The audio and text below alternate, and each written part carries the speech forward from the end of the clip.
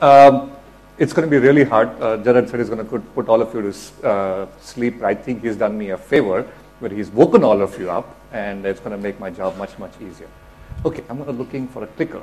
Perspective of what we think is happening in the marketplace, at least from our point of view.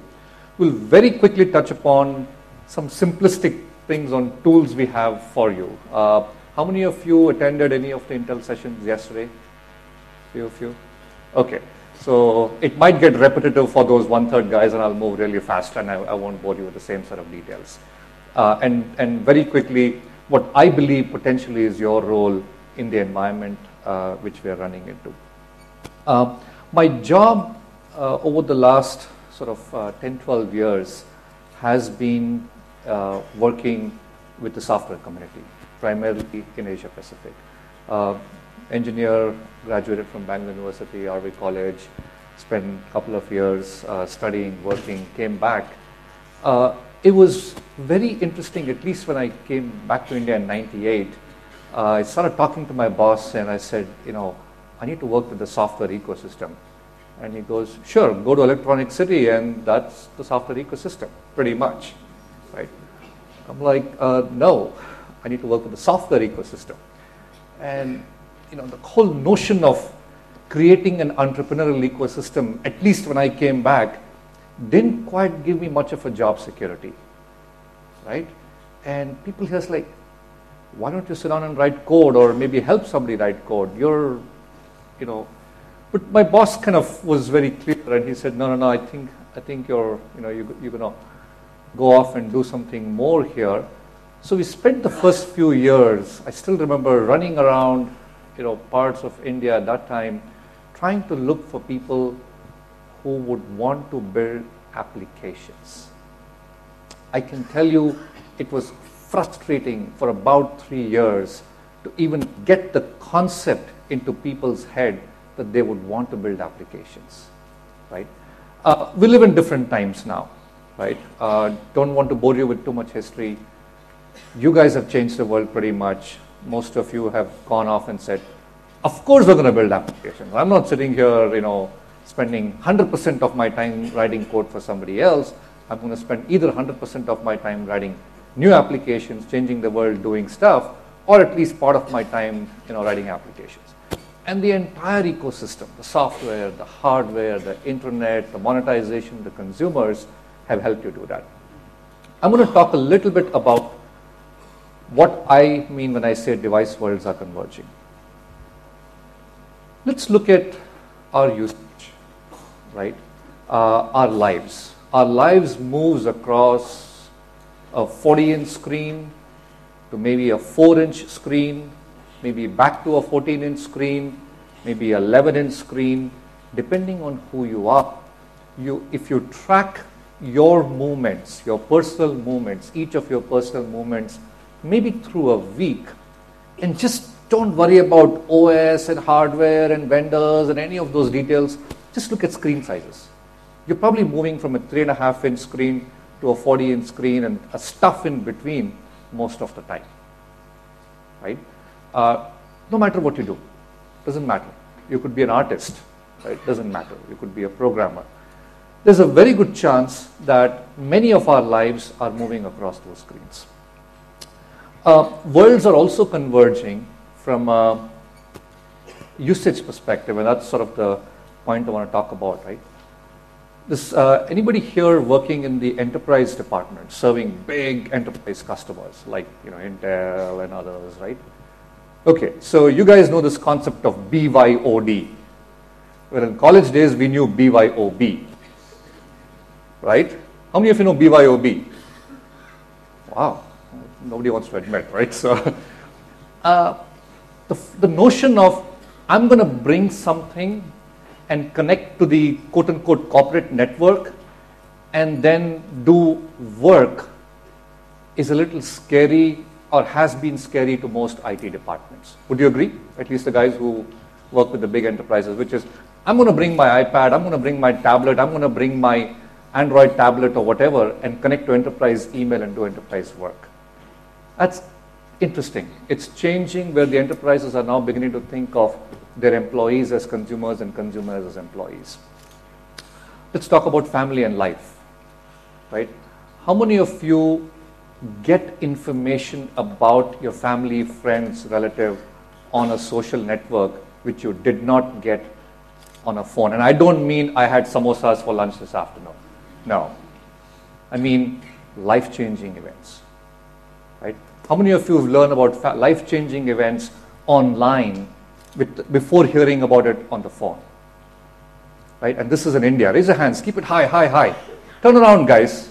People sitting in the front, turn around. Look at how many people are discovering life-changing events online in your family network. Right?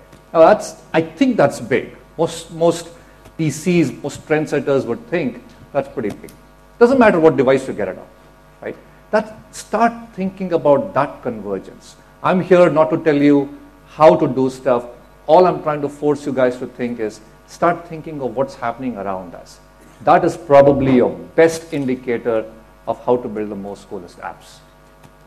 If you are observant of what's happening around you, if you are fundamentally observant of the trends, the environment, depending, I mean, you may be selling into different geographies.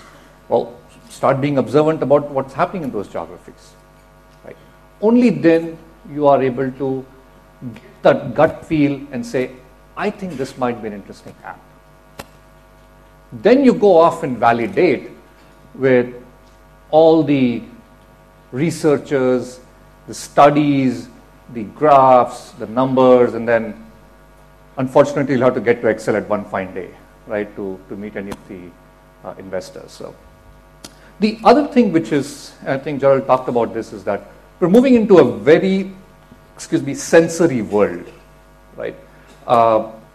And the break, we were talking to Miko. Miko actually referred to a whole bunch of sensors, but all these sensors are giving you incredible amount of data. Location, heart rate. I didn't hear anything about the emotive meters, but we saw the heart meters, right? Which tells you, where your heart rate is. I'm sure any of you is going to write a very smart algorithm who's going to figure out age, weight, heart rate, time of the day, and potentially you're upset, right? Or you're happy. Right? All we need is a little thing here which also measures the blood alcohol level, and then maybe change the recommendation a little bit. Right? It's happening. Right? I think the one which Miko mentioned where you swallow the sensor, I'm a little old guy. I'm not sure I want to swallow the sensor. I'm okay with sensors touching me, but I'm not sure I want to swallow the sensor, right? At least not yet. But incredible amount of data about who we are, what we're doing, how fast we're walking, how fast we're running, how fast our heart rate is, at what point you went and, did a hate on, your boss's Facebook page or whatever it is. It's there. Right? How you translate this into something which is meaningful, useful, monetizable is something which you need to think about. Right? But this stuff exists and it's on every device. Right? Here I have to do a little bit of Intel commercial. Right? It's on all kinds of devices it's coming out. Phones, tablets, ultrabooks, phablets. That's the new one I've heard over the last few months. Right? Phones plus tablets, phablets. Fine, great. If it sells, if the consumer is buying, who am I to judge it? Right? If you're paying out of your pocket and you're using it, great. Come up with new ones. But these things are growing, and every device, every sensor which gives you information is a monetization opportunity, is a potential app opportunity. That's something for you to think about.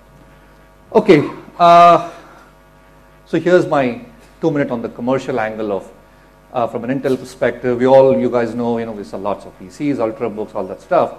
Heavily into mobile phones now, just started. We're a relatively young company from a phone perspective. Bunch of phones. Proud to say that our first phone was actually launched in India, anywhere in the world. First phone ever came to our country. No surprise why, right? Look at the age of people sitting here, right? Sorry. We don't count, right? We're off the charts, but look at the average age of people sitting here, right? And it's going across the globe. More and more tablets you'll see a lot more tablets coming out rest of the year. I think this one is this one's an Android based. You'll see a bunch of Windows 8 based tablets coming out, various form factors, right? 7 inch, 10 inch, 10 point something inch, 11 point something inch, 13 inch, 22 inches, these things are called AIOs or all-in-ones, right? Where you have a 26-inch monitor and you touch it, right? And you play with it, right? Excuse me. My kids want that to be able to place it on a surface and play Ludo. I'm like, why do you want to play Ludo on a display? Get the plastic thing and play on it. It's like, nah, we want to play Ludo on the tablet, right? It's like, okay, whatever works, right?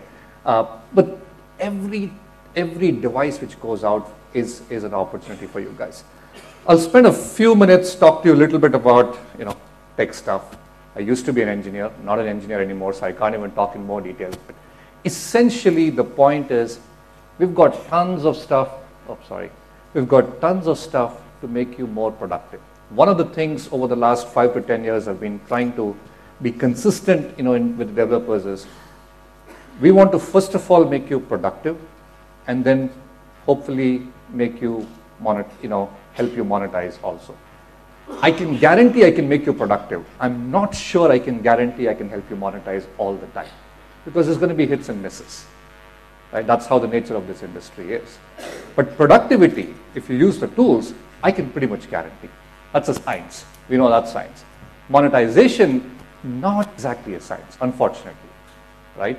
So use the tools, make yourself productive. That for sure we can get you. Make your team productive. We saw a bunch of people raise hands who are getting startups, right? A quick commercial. Somebody was telling me, that hey, people are still having these notions that many of our architectures are not suited for the mobile phone, and etc., etc. This is, very honestly, I made this slide this morning, right? Literally, between getting out of the shower, I was reading some article like The Verge. I said, okay. Called Dushyant. It's like, hey, I'm gonna, came here. I said, can you add this slide in, please? He's like, what is it? I said, I just read about this, right? Bottom line, right? These guys did analysis of the latest Moto phone, the Razr R and the Razr M. I had not seen this, and they came up with this analysis. I don't know if actually green is a bad color to put on a slide, but essentially it's saying that we're actually pretty frugal on power as compared to Snapdragon. I'm like, okay. I've been with Intel for 20 years, and I've waited for that headline for a while, right? It's like, wow, this is a third-party analysis and not an Intel slide. I have to use this, right? Because so long I've been seeing Intel slides, but now if some third party is saying this, that's pretty cool. It just gets to the point that, guys, everybody's going to become power efficient. Sooner or later, many of these things are coming to a point where, yes, they know that battery is very, very important. We're pretty close, right? If not better in some cases, right? And you can do various benchmarks on how these things can measure, and all this is public information. You can go look it up. Software.intel.com. If you forget everything I said, if you want to be productive, that much I can guarantee you. Go to software.intel.com. Bunch of stuff. This is just a few things on the Android productivity tools which we offer for you guys. We're making sure that the NDK apps are really rocking on our architecture. We're making sure a bunch of emulators are available to you, so you can do some really quick stuff. We're making sure that whatever new releases come out, at least in the Android space, we're working there.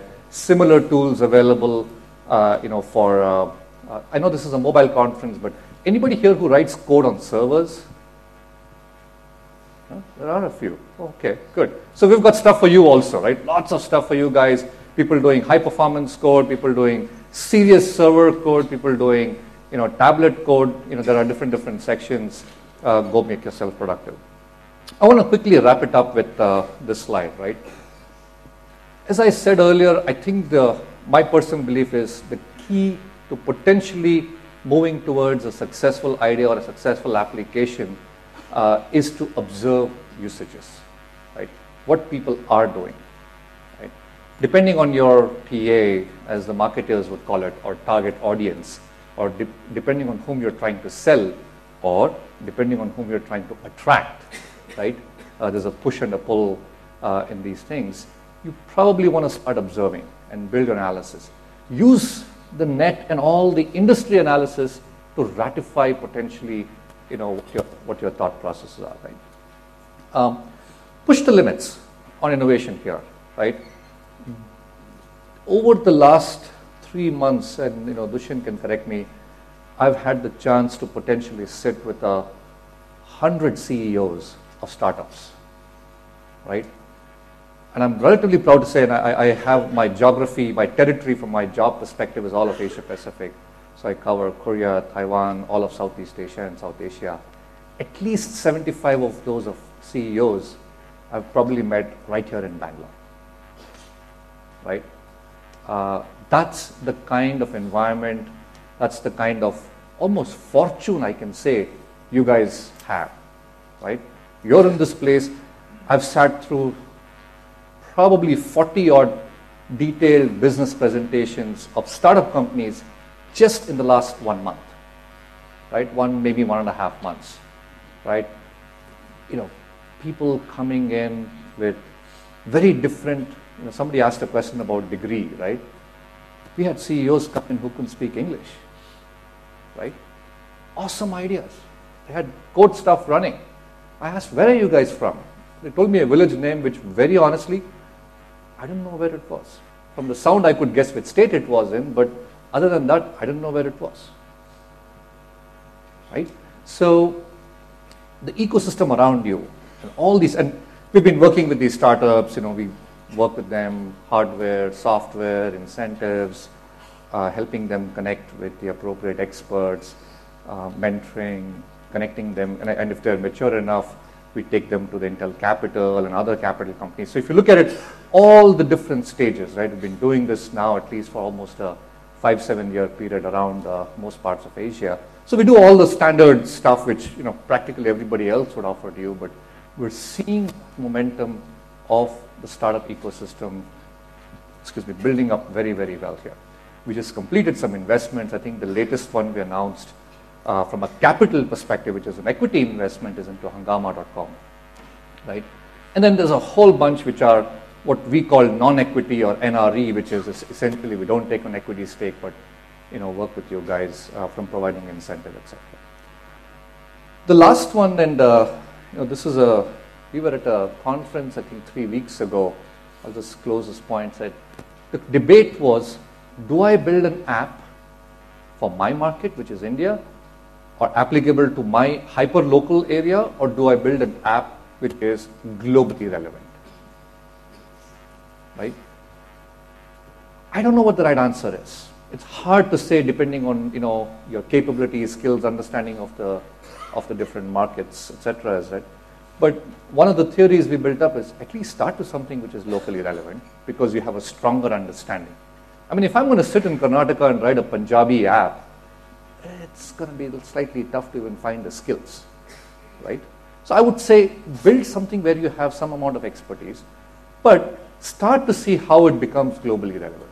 And globally, frankly, I should have put it in quotes because globe is really very big, right? And you may have to start defining. Many years ago, a guy came into our office and said, I have this app. So I said, what's the target market? And at that point, he said, 350 million Windows PCs. My attention after that wasn't very high. I said, not sure I want to start with something like, my market is 350 million global PCs. Well, get down to a little bit closer in terms of reality. But I would encourage you guys to start thinking, sure, think globally, but at least make it relevant to some set of markets initially, and then potentially, go global, right? So just a thought I'll lay this out, for you. Don't need to read it to you. How many of you know who Robert Noyce was? He was the founder of Intel, right? One of the founders of Intel, where, I think in the early 70s, he said, why do you worry about history, essentially, right? You can go off and do pretty much whatever you want. And I seriously think you guys have that opportunity and that advantage. Thank you very much.